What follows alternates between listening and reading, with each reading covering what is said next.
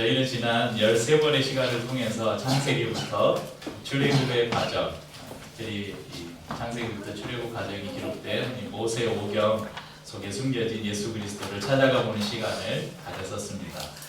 이제 오늘은 역사서의 시작이면서 이스라엘 백성들이 요단강을 건너 가나안 정복이 시작되는 그 시작점에 있는 여호수아서를 통해 이 성경 속에 숨겨진 예수 그리스도의 비밀을 함께 찾아가 보려고 합니다. 저희가 따로 이 시간을 갖고 이 사람을 살피지는 않았지만 구약 성경에서 예수님의 삼중직이 있잖아요. 예수님의 삼중직에 대해서 다음에 이런 거 저기 또 볼든벨 한번 해야 되겠어요. 예수님의 제이야, 그 왔다 갔다 하지 마. 나 앞으로 여기 왔다 갔다 하면 여기다 앉힐 거야. 그 예배 시간에 우리 떠들거나 돌아다니는 아이들은 앞으로 여기다가 의자를 하나 놔둡시다. 그래가지고 제 옆에 딱 앉아 있게. 그 예수님의 삼중직에 대해 아시는 분? 삼중직이라는 예수님이 가진 세 가지 직이 있잖아요. 직분. 왕, 제사장, 선지자. 다 입을 닫고 계세요. 예수님의 삼중직 하면 왕, 제사장, 선지자 이렇게 이야기합니다. 구약에서 이 예수님의 삼중직을 동일하게 갖고 있던 유일한 인물이 있어요. 그 사람이 바로 모세입니다. 그는 이스라엘의 왕의 역할을 수행하였습니다. 왕이 뭡니까? 백성을 인도하고 재판하고 보호하는 일을 했습니다. 그는 또한 제사장이었습니다. 이스라엘 백성들과 하나님 사이를 중보하는 그 중보의 역할을 감당했습니다. 또 그는 선지자였습니다. 하나님으로부터 모든 하나님의 말씀을 받아서 이스라엘 백성들에게 선포하는 또 선지자로서의 삶을 살았습니다. 이 예수님과 모세와 이런 비슷한 점이 많은데 이스라엘의 이 번성을 경계했던 바로 왕이 남자아이가 여자아이는 살리고 남자아이가 태어나면 그 아이를 낳는 산파에게 다 죽이라고 명령을 했어요.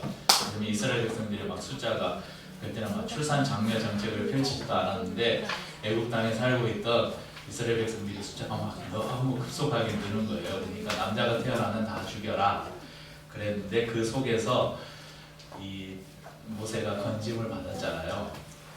또 그런데 예수님도 마찬가지였어요. 헤롯이 예수님의 탄생 소식을 동방박사로부터 듣고 야 그때를 추측해가지고 2살 미만의 아이들을 다 죽여라. 유아학살 시기에 예수님도 또 기적적으로 그 건짐을 받았죠. 이스라엘 백성들을 애굽에서 구출해낸 모세의 그 사역과 우리를 죄악 가운데서 구원해내신 예수님의 구원 사역이 또한 비슷하죠. 시내산에서 율법을 받으면서 모세가 시내산에 며칠을 머물렀습니까? 40일을 머물렀죠. 예수님께서 공생애를 시작하실 때 광야로 가셔서 며칠을 금식하셨습니까? 40일을 금식하셨습니다. 이처럼 하나님과 모세 사이를 중보했던 하나님과 이스라엘 백성 사이를 중보했던 모세와 하나님과 우리 사이를 중보하는 예수님의 그 중보의 사역이 비슷하면서 구약 성경의 모세는 가장 예수님을 잘 예표하고 있는 인물이라고 볼 수 있습니다. 그래서 이제 모세를 저희가 따로 살피지는 않았지만 저희가 이 모세 오경 가운데 특별히 출애굽 과정 속에서 모세를 통해서 일어난 여러 가지 사건들, 만나를 내리신 사건, 또 노뱀을 만들어서 장대에 든 사건 이런 여러 사건들을 통해서 간접적으로 모세를 통해서 예수님이 예표되고 있다는 것을 우리가 알 수 있습니다. 오늘은 이 모세 못지않게 예수님을 예표하고 있는 또 한 사람을 여러분에게 소개하려고 합니다. 그 사람은 이름에서부터 아주 직접적으로 예수님을 예표하고 있습니다. 그의 이름은 누구일까요? 여호수아입니다. 민수기 13장 8절과 16절 말씀을 한번 보실까요? 에브라임 지파에서는 눈의 아들 호세아요. 16절에는 이는 모세가 땅을 정탐하러 보낸 자들의 이름이라 모세가 눈의 아들 호세아를 여호수아라 불렀더라. 가나안 정탐을 위해서 가데스바네아에서 각 지파별로 12사람을 택해서 정탐을 보냈습니다. 그때 에브라임 지파의 대표로 나왔던 사람이 바로 눈의 아들 여호수아였다. 호세아였다. 호세아라는 이름의 뜻을 좀 한번 보여드릴게요. 호세아는 구원이라는 말입니다. 이 호세아를 모세가 너는 이제 여호수아라고 부르겠다. 그래서 여호수아라는 이름을 불러줬는데 이 여호수아는 히브리어 이름입니다. 여호와는 구원이시다. 후기 히브리식 이름인 여호수아를 후기 히브리식 이름으로 예수아라고도 불렀습니다. 또 이 여호수아라는 이 이름의 헬라어, 이제 예수님 당시에는 로마의 지배를 받고 있었잖아요. 그래서 유다가 이 헬라 문화권에 있었어요. 그래서 이름들을 헬라어로 통용되는 언어가 유대인들은 히브리어를 쓰고 있었지만 여러 행정이나 이런 부분에서 헬라 문화가 이스라엘에 이렇게 퍼져 있던 때라서 이름도 이런 헬라식으로 지었는데 여호수아의 헬라식 이름이 바로 예수입니다.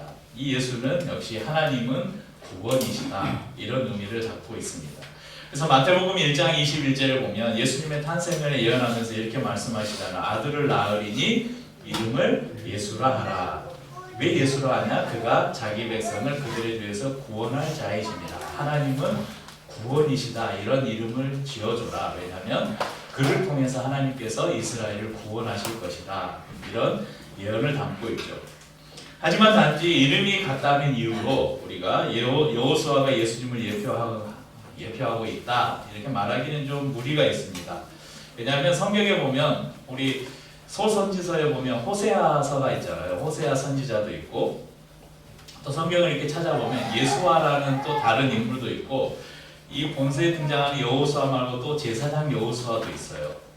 그러니까 동일한 이름들이 구약 성경에도 여러 나옵니다. 그러니까 이 단지 이름이 같다고 여호수아가 예수님을 예표한다 이렇게 말하기는 무리가 있지만 이제 오늘 본문을 우리가 살펴보면 이 여호수아서에서 등장하는 이 모세의 뒤를 이은 이스라엘의 지도자 여호수아가 어떻게 예수 그리스도의 모형과 예표가 되는지 이 가나안 입성 장면을 우리가 살펴보면 알 수가 있습니다. 이스라엘 백성들을 이끌고 이집트에서 나와서 40년 동안의 광야 생활 동안 수많은 어려움을 견뎠죠. 그리고 이제 약속의 땅 가나안이 내려다 보이는 곳에서 하나님은 모세에게 청천벽력 같은 말씀을 하셔요. 신명기 32장 49절에서 52절입니다. 함께 읽죠. 너는 여리고 맞은편 모압 땅에 있는 이스라엘 자손에게 기어 불러주는 가나안 땅을 바라보라. 내 형 아론이 호르산에서 죽어 그의 조상에게로 돌아간 것 같이 너도 올라가는 이 산에서 죽어 내 조상에게로 돌아가리니 이는 너희가 신 광야 가데스 무리바 물가에서 이스라엘 자손 중 내게 범죄하여 내 거룩함을 이스라엘 자손 중에서 나타내지 아니한 까닭이라. 내가 비록 내가 이스라엘 자손에게 주는 땅을 맞은편에서 바라보기는 하려니와 그리고 들어가지는 못하리라. 가데스의 무리바 물가에서 물이 없어서 이스라엘 백성들이 불평하니까 하나님께서 모세에게 지팡이로 반석을 이렇게 가리켜서 반석에서 물을 내게 해라 이렇게 말씀하셨어요. 그런데 모세가 날마다 하나님을 원망하고 자신들을 대적하는 이 이스라엘 백성들이 미웠는지 하나님께서 반석을 가리켜서 물을 내라고 했는데 반석을 2번이나 쾅쾅 쳤어요. 그래서 물이 나와서 이스라엘 백성들이 물을 마셨어요. 하나님께서 그때 그 일을 보고 야, 너 왜 내가 반석 가리켜서 물을 내라고 했는데 네 성질대로 반석을 쳤어? 너 왜 나의 거룩함을 나타내지 않았어? 너는 이제 가나안에 못 들어가. 이렇게 말씀하신 거예요. 너무 한다고 생각되지 않으세요? 근데 저는 성경 전체의 이런 맥락을 보면 하나님께서 모세를 가나안에 들어가지 못하게 하신 것이 단지 무리바 사건 때문일까? 그것이 아니라고 저는 좀 추측을 해봅니다. 좀 하나님께 불경한 추측일지는 모르지만 하나님께서는 모세가 가나안에 들어갈 수 없음을 미리 정해 놓으시고, 어떻게 핑계를, 너는 가나안에 못 가, 핑계를 찾다가 이 옳지 잘 만났다 너 가리키라고 했는데 때려, 너 못 들어가, 이렇게 하시진 않았을까? 저는 조심스레 좀 그런 추측을 해봅니다. 왜냐하면 하나님께서 모세를 어떻게 생각하셨는지 성경 곳곳에 나와 있는데, 민수기 12장 3절에 보면 이 사람 모세는 온유함이 지면의 모든 사람보다 더하더라. 신명기 34장 10절에 보면 그 후에는 이스라엘에 모세와 같은 선지자가 일어나지 못하였나니 모세는 여호와께서 대면하여 아시던 자요. 그러니까 모세는 이 땅에 태어난 사람들 중에 모세만큼 온유한 사람이 없었다.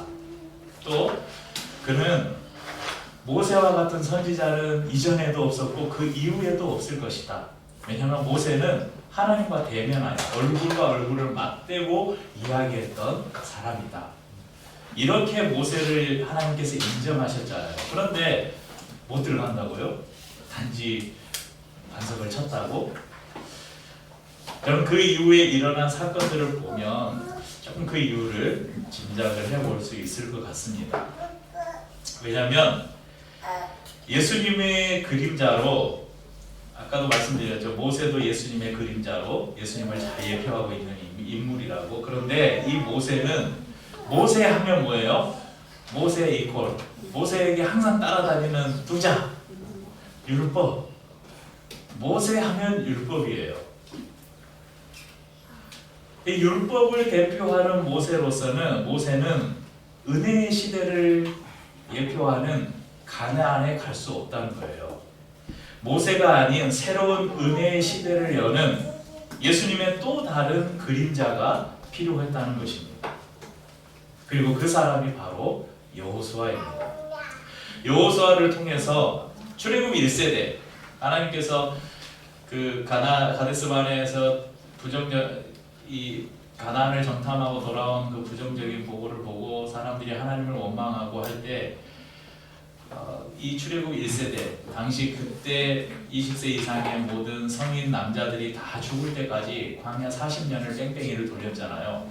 그러니까 출애굽 1세대가 광야에서 다 죽고 광야와 율법을 상징했던 모세의 시대가 끝나고 이제 은혜와 새로운 땅, 광야가 아닌 가나안의 시대가 시작되었음을 여호수아를 통해서 알리고 계시는 것입니다. 여러분, 이스라엘 백성들을 이끌고 모세가 애굽에서 나왔잖아요. 그때 제일 먼저 만난 그 난관이 뭐였습니까? 홍해를 만났죠. 이스라엘 백성들을 데리고 나왔는데 뒤에는 바로의 군대들이 쫓아오죠. 앞에는 홍해가 가로막고 있죠. 하나님께서 모세를 통해서 지팡이를 가리켜라. 그러니까 홍해가 갈라졌잖아요. 그 갈라진 곳을 마른 땅을 밟듯이 건넜다고 성경이 기록하고 있습니다. 모압 땅에서, 요단의 동편, 이 모압 땅에서 이제 이 가나안으로 들어가는 이 여호수아와 이스라엘 백성들도 모세가 만났던 것처럼 동일한 하나의 난관을 만납니다. 그것이 뭐였습니까? 요단강입니다. 요단강. 그러니까 가나안에 있는, 그 정탐할 때 그랬잖아. 가나안 성읍은 너무 견고합니다. 난공불락입니다. 그곳에 있는 사람들은 키가 장대한 아낙 자손들입니다. 아낙의 후손들이 있습니다. 그들 앞에 우리는 메뚜기와 같습니다. 그런 부정적인 보고를 할 만큼 가나안 성읍, 첫 번째 그 전투지였던 여리고 성만 해도 도저히 무너뜨릴 수 없었던 성이었잖아요. 그리고 막 산지 이런 그 지형을 이용한 견고한 성들이 있는 가나안, 그곳에 있는 장수들, 이것이 첫 번째 난관이 아니었어요. 이스라엘 백성들을 맡고 있는 첫 번째 난관은 가나안에 들어가려면 요단강을 건너야 됐어요. 요단강의 지도를 한번 보시죠. 네, 여기가 갈릴리 호수부터 사해까지 이어지는 이 강이 요단강입니다. 지금 이스라엘 백성들이 시딤에서 진을 치고 이제 이 가나안으로 건너면 이곳이 가나안인데, 지금의 팔레스타인 지방, 이곳으로 건너가야 되는데 지금 요단강이 막고 있는 거예요. 저는 한 번도 가보질 못했지만 대부분의 목회자들은 평생에 그래도 성기순례라고 말하는, 요즘에는 성기순례라는 말을 별로 선호하지 않습니다. 기독교 역사 탐방 뭐 이렇게 말을 하는데 우리가 흔히 아는 성기순례를 목회자들은 보통 한 번쯤은 가보는데 저는 못 가봤어요. 별로 아쉬움은 없어요. 저는 가고 싶은 마음도 없고. 그런데 이 성기순례를 다녀온 분들이 꼭 가는 데가 있어요. 이 요단강에 가요. 그래서 요단강에서 직접 예수님께서 요단강에서 세례를 받으셨잖아요. 요단강에서 세례 받는 그런 체험도 해보고, 어떤 분들은 요단강 물을 떠오시는 분들도 있어요. 그래가지고 다음 세례 때 아빠가 그러셨나? 예, 우리 장인어른이 그러셨대요. 우리 장인어른도 목회하시다 은퇴하셨는데 성지순례 가셨다가 요단강 물 떠와가지고 첫 번째 세례 때 요단강 물로 세례를 주셨다고. 아무튼 그런 분들이 있어요. 그런데 이 요단강을 다녀오신 분들이 성경의 사건 중에서 이해를 잘 못하는 사건이 지금 오늘 이 사건이에요. 그분들이 가봤던 요단강은 아니 여기를 못 건넜다고? 이렇게 생각한다는 거예요. 이 위키백과를 보면 요단강은 건기, 그러니까 비가 안 올 때 건기에 폭이 30m, 깊이가 제일 깊은 곳이 한 1m 이 정도 되는 강이라고 나와 있습니다. 하지만 우기가 되면 이야기가 달라집니다. 요거 써서 우리 3장을 한번 조금만 넘겨서 여러분 3장을 한번 펴보시겠어요? 요거 써서 3장 15절에 보면 3장 15절 읽어볼까요? 요단이 몫이 거두는 시기에는 항상 언덕에 넘치더라. 괴를 맨 자들이 요단의 이름에 괴를 맨 제사장들의 발이 물가에 잠기자. 이렇게 기록되어 있습니다. 그러니까 곡식 거두는 시기에 항상 언덕에 넘쳤다. 그러니까 곡식 거두는 시기가 되면, 곧 우기가 되면 이 요단강의 넓이가 1.6km가 된다고 합니다. 그리고 깊이는 제일 깊은 곳이 3m에서 4m. 그림을 보시면 이해가 되시죠? 위에는 건기예요. 그러니까 30m니까 좀 앞이죠. 그리고 깊이도 낮아요. 1m 정도니까 세연이도 그냥 건너갈 수 있는. 그런데 비가 많이 오는 우기가 되면 넓이가 1.6km가 됩니다. 굉장히 먼 거리죠. 그리고 3, 4m니까 도저히 사람이 걸어가거나 헤엄쳐서 건널 수 없는. 근데 이스라엘 백성들의 숫자가 아이들까지 200만 명 가까이 돼요. 여기서 와서 3장 1절 2절을 보면, 저희가 방금 폈던 3장 1절 2절 보면 이스라엘 백성들이 요단강 근처에서, 방금 그 요단 동편에서 사흘을 수경을 해요. 그러니까 하나님께서 여기서 지금 사흘을 기다리게 하신 거예요. 왜 기다리게 하셨는가? 지금 비가 많이 오는 우기에다가 저 위에 활몬산에서 이슬이 녹아서 이 갈릴리 호수로부터 물이 많이 유입돼서 요단강의 유속이 가장 빠르고 물이 제일 많을 때를 일부러 이스라엘 백성들이 3일 동안 그곳에서 지내게 하신 다음에 가장 물이 넘칠 때를 기다리신 거예요.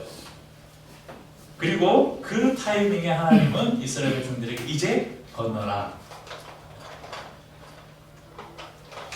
그런데 여기에서 우리가 가장 주목해 보아야 될 것이 있는데 7절 말씀을 보면요, 여호와께서 여호수아에게 이르시되 내가 오늘부터 시작하여 너를 온 이스라엘의 목전에서 크게 하여 내가 모세와 함께 있었던 것 같이 너와 함께 있는 것을 그들이 알게 하리라.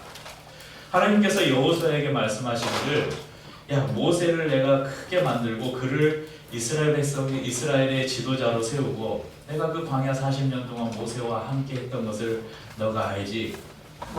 내가 이제 너를 그렇게 모세처럼 크게 하겠다. 내가 모세에게 했던 것처럼 이스라엘 백성들로 하여금 내가 너와 함께하는 것을 이스라엘 백성들에게 알게 하겠다. 이 말씀도 아마 그런 말씀인 것 같아요. 하나님께서 모세를 통해서 예수 그리스도를 나타냈듯이 이제는 내가 너를 통해서 새로운 시대를 내가 나타낼 것이다. 이렇게 말씀하신 것 같습니다. 하나님께서 여호수아에게 말씀하시기를, 내가 너와 모세와 함께 있던 것 같이 너와 함께 하겠다. 모세가 여러분 홍해를 어떻게 건넜습니까? 아까 말씀드렸죠. 지팡이를 출애굽기 14장 16절 보십시오. 지팡이를 들고 손을 바다 위로 내밀어 그것이 갈라지게 하라. 이스라엘 자손이 바다 가운데서 마른 땅을 행하라고. 이렇게 하고 지팡이 들고. 그러니까 홍해를 건널 때는 모세가 지팡이로 홍해를 가리킬 때 갈라졌어요. 그런데 오늘 요단의 상황이 다릅니다. 8절 말씀을 보십시오. 여호수아서 3장 8절. 너는 언약궤를 맨 제사장들에게 명령하여 이르기를 너희가 요단 물가에 이르거든 요단에 들어서라. 물이 멈춰서지 않았어요. 지금 여전히 넘실댑니다. 하지만 발을 내밀어 요단에 들어서라고 말씀하셨습니다. 가나안으로 들어가는 첫 번째 관문이 요단강 앞에서 이스라엘 백성들에게 요구됐던 것이 뭐냐면 바로 믿음이었습니다. 믿음으로 요단을 밟을 때 비로소 그 기적이 요단강이 갈라지는 기적이 일어났습니다. 15절 하반절 말씀에 궤를 맨 자들이 요단에 이르며 궤를 맨 제사장들의 발이 물에 잠기자. 요단을 건너는 장면을 누가 재밌는 그림으로 그려놨었던데 한번 보시죠. 앞에 제사장들이 하나님의 언약궤를 메고 1km 정도 1000규빗이라고 되어 있는데 1km 2000규빗이라고 성경에 기록되어 있는데 1km 정도를 앞장서고 그 뒤에 갓과 르우벤, 므낫세 반 지파가 따릅니다. 그리고 본대 이스라엘 백성들이 그 뒤를 따릅니다. 여기 그림 보면 여기서 중요한 것은 하나님의 언약궤가 가장 먼저 이스라엘 백성들 앞에 앞장섰다는 것. 여기 보면 갓, 르우벤, 므낫세 반 지파 왜 저 사람들이 앞장을 섰지? 네? 왜 이제 잠깐 이거 이제 곁다리로 그 지금 이곳이 지금 모압 지역이에요. 모압 땅이에요. 요단의 동편, 가나안의 동편. 이 르우벤과 갓 지파가 이 르우벤과 갓 지파는 특별히 목축을 많이 하는 지파였어요. 그래서 보니까 모압 땅이 목축을 하기에 땅이 좋아요. 그래서 모세에게 우리 지파는 여기에 땅을 주십시오. 그때 므낫세 지파도 절반이 우리도 여기에서 살고 싶습니다. 그러니까 모세가 화를 내죠. 야, 가나안에 들어가면 가나안에 있는 7족속들하고 싸우고 전쟁을 하고 그 땅을 차지해야 되는데 너희들이 이곳에 남겠다고? 그때 이 르우벤 지파와 갓 지파 그리고 므낫세 지파의 절반이 모세에게 3가지 맹세를 하고 모압 땅을 얻습니다. 그 3가지 맹세가 뭐냐면 요단강을 건너 가나안을 정복할 때 우리가 가장 선봉에 서겠습니다. 그리고 가나안 정복이 끝날 때까지 우리는 돌아오지 않겠습니다. 그러니까 자녀들과 가축들은 동편에 놔두고 싸움에 나갈 수 있는 모든 사람들은 전쟁에 참여한 거예요. 그리고 가나안 정복 전쟁이 끝나면 우리 이쪽으로 돌아오겠습니다. 그리고 우리는 동쪽에서 이 모압에서 땅을 분배받았으니까 가나안 지역에서는 우리는 땅을 받지 않겠습니다. 그래서 여러분 이렇게 인터넷에 그 12지파 땅 분배를 이렇게 검색을 해보시면 갓과 르우벤 지파는 지금 요단 동편에 이렇게 땅을 분배받고 므낫세 반 지파만 이게 므낫세 반이라는 거는 절반이라는 말이에요. 므낫세 지파가 동편에 반이 있고 또 가나안에도 반이 있는 그림을 아마 볼 수 있을 것입니다. 이 그림에서 보듯이 제사장이 궤를 메고 가장 이스라엘 백성들 앞에 섭니다. 궤를 맨 제사장들의 발이 물에 잠기자. 이 구절의 히브리 원문을 주석할 때 이 발이 잠기자 이 말은 그냥 첨벙 뛰어든 게 아니고 아주 조심스럽게 발을 담글 때 쓰는 표현이라고 해요. 그러니까 제사장들도 법궤를 메고 그 물이 넘실대는 그 여러분 우리가 여름만 되면 여기저기서 그 홍수 때문에 많은 사람들이 희생을 당하기도 하고 막 다리가 무너지고 제방이 무너지고 이런 거 보잖아요. 그 물을 이렇게 계곡이나 이런 데서 흘러가는 물을 보면 얼마나 겁나요. 근데 거기 지금 요단강의 상황이 그런 거예요. 그런데 제사장들이 그곳에 발을 가겠어요? 조심히 이렇게 하겠죠. 제사장들이 발을 담그자 연합만국이 점점 갈라진 거예요. 이것은 바로 여호수아를 통해 보여주시는 은혜의 시대, 믿음의 시대를 예표하는 것입니다. 가나안을 들어가기 위해 믿음의 발걸음을 내딛었던 것처럼 가나안이 상징하는 장차 우리에게 주어질 하나님의 나라는 율법을 행함으로 들어가는 것이 아니라 예수 그리스도를 믿는 믿음으로 들어가는 것이다. 이것을 오늘 이 사건을 통해서 우리에게 보여주시는 것입니다. 그럼 의심하는 도마에게 예수님께서 하신 말씀이 있잖아요. 요한복음 20장 29절을 보면 예수께서 이르시되 너는 나를 본부로 믿느냐? 보지 못하고 믿는 자들은 복되도다 하시니라. 여러분, 예수를 믿는 믿음은 홍해가 갈라져서 마른 땅을 보고 건너는 것이 아니라 비록 물이 넘실대더라도 내가 이 주님이 말씀하셨으니 내가 발을 담그면 이 요단이 갈라질 거라는 믿음으로 행하는 것이 바로 이 예수를 믿는 사람들의 삶이라는 것입니다.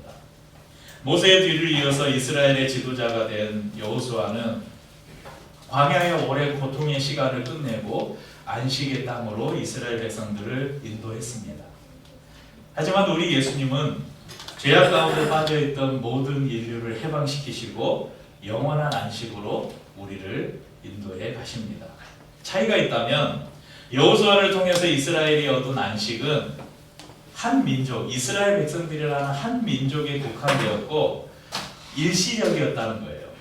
불과 얼마 안 가서 가나안에서 이스라엘 백성들이 얻었던 안식은 금방 사라지고 맙니다.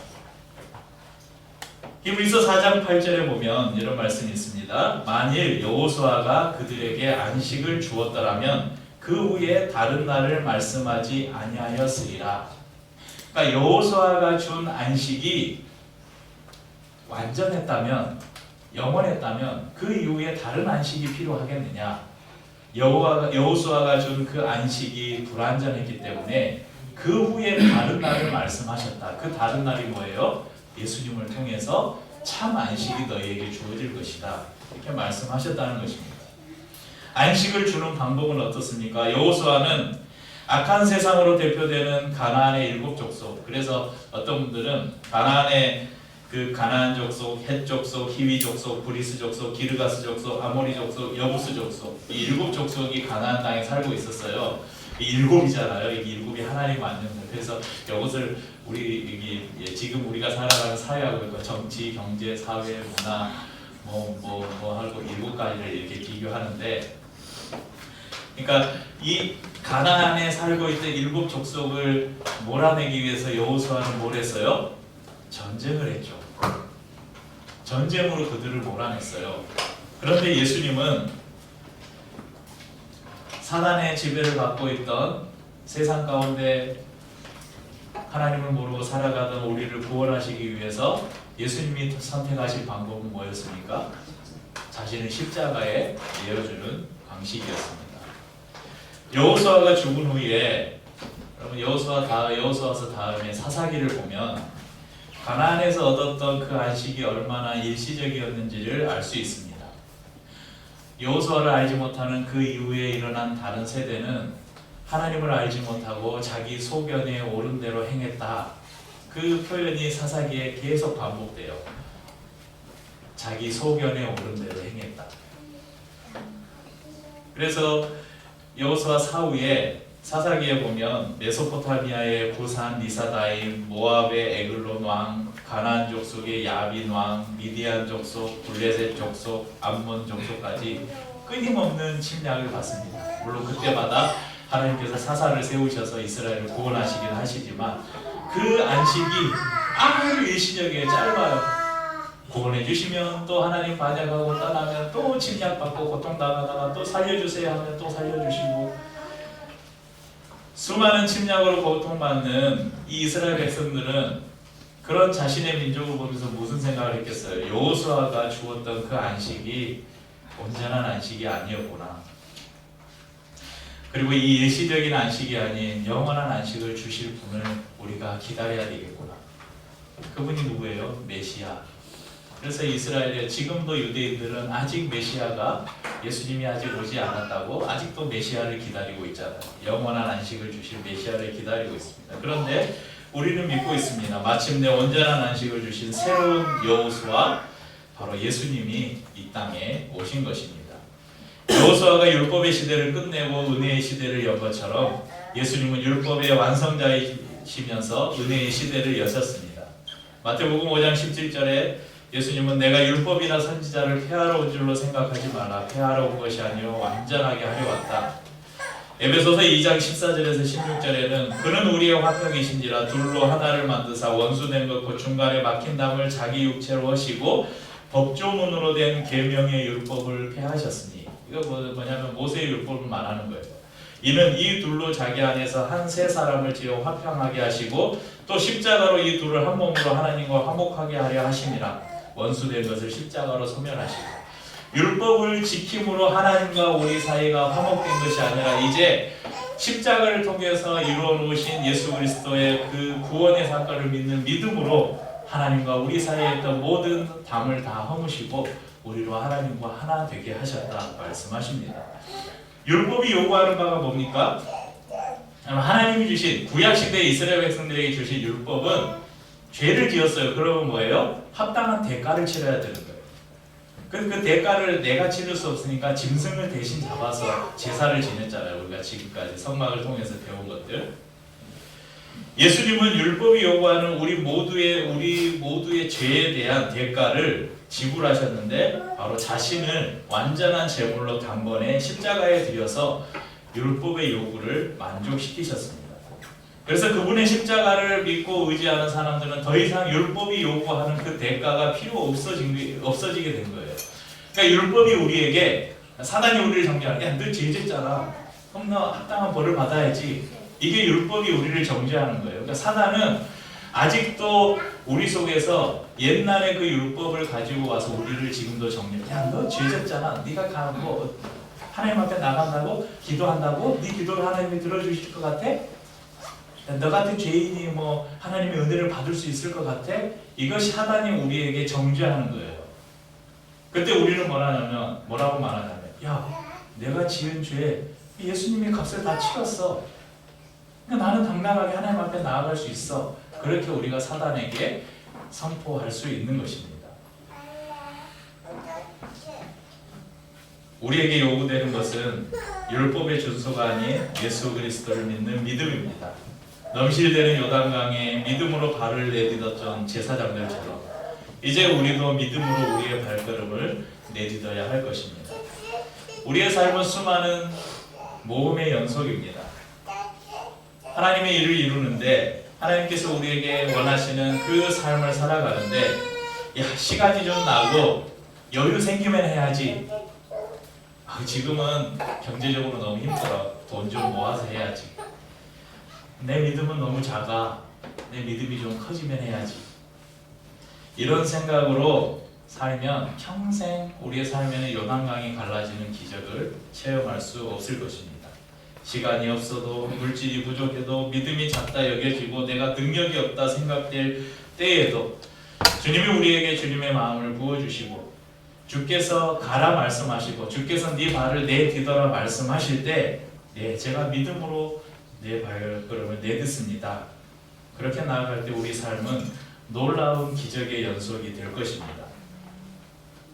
오병이어의 놀라운 기적을 체험하고 예수님과 잠깐 헤어져서 예수님께서 기도하러 따라 산에 올라가시고 제자들이 배를 타고 갈릴리 호수를 건너고 있었습니다. 그때 예수님께서 물 위를 걸어오시는 거예요. 베드로가 예수님을 보고, 예수님이 나다 놀라지 마라 하니까, 예수님 어떻게 그렇게 물을 걸을 수 있어요? 저도 할 수 있을까요? 저도 좀 건너와 보라고, 물 위를 걸어보라고 말씀해 주세요. 그러니까 와봐라. 베드로가 네 하고 건넜더니 진짜 물 위를 걷네요. 그런데 바로 파도가 치는 걸 보고 두려워서 파도를 보는 순간 물에 슉 빠지게 되죠. 믿음으로 발걸음을 내딛을 때는 물 위를 걷는 기적을 경험하지만 바람을 보고 의심하면 절망을 경험합니다. 이런 사람들이 우리 요단강을 건넜다 이런 말 있잖아요. 아, 요단강 건넜네. 뭐 개그 프로에서 보니까 요단강에서 뭐그 개그 프로 보니까 요단강 건넌 그 이야기를 말하던데, 그 사람들이 농담처럼 하는 요단강을 건넜다는 말은 돌아올 수 없는 강을 건넜다. 그래서 죽었다. 더 이상 돌이킬 수 없는 결정을 했다. 그럴 때 요단강을 건넜다라는 표현을 씁니다. 근데 이게 진짜 사실이에요. 여러분, 요단강을 건넜다는 말은 우리가 이 사단이 지배하는 세상에서 하나님의 나라로 건너갔다는 거예요. 요단강을 건넌 사람들은 다시는 돌아올 수가 없어요. 그러니까 한번 예수 그리스도를 믿는 사람들은 다시 세상으로 돌아갈 수 없다는 의미가 바로 요단강을 건넜다는 것입니다. 우리는 사단이 지배하는 악의 세력에 있지 않고 예수님이 다스리시는 그분의 나라에 들어갔기 때문입니다. 구약의 이스라엘 백성들은 고통의 광야 생활을 끝내고 여호수아와 함께 안식의 땅 가나안에 들어갔습니다. 이제 신약을 사는 우리는 사단의 지배 아래 고통받던 삶을 끝내고 또 다른 여호수아가 되시는 예수 그리스도를 통해서 우리는 새로운 땅, 안식의 땅, 하나님의 나라에 들어갔습니다. 그래서 우리는 지금 하나님의 나라를 살고 있는 거예요. 우리는 지금 가나안을 살고 있는 것입니다. 예수 그리스도를 통해서 우리에게 허락하신 하나님의 나라 가나안을 살고 있는 것입니다. 이것은 여호수아를 통해서 주셨던 잠깐의 안식이 아니라 영원히 주어질 안식입니다. 믿음으로 이제 우리는 이 요단을 건넜으니 믿음으로 매 순간을 살아가시는 은혜가 있기를 주님의 이름으로 축복합니다.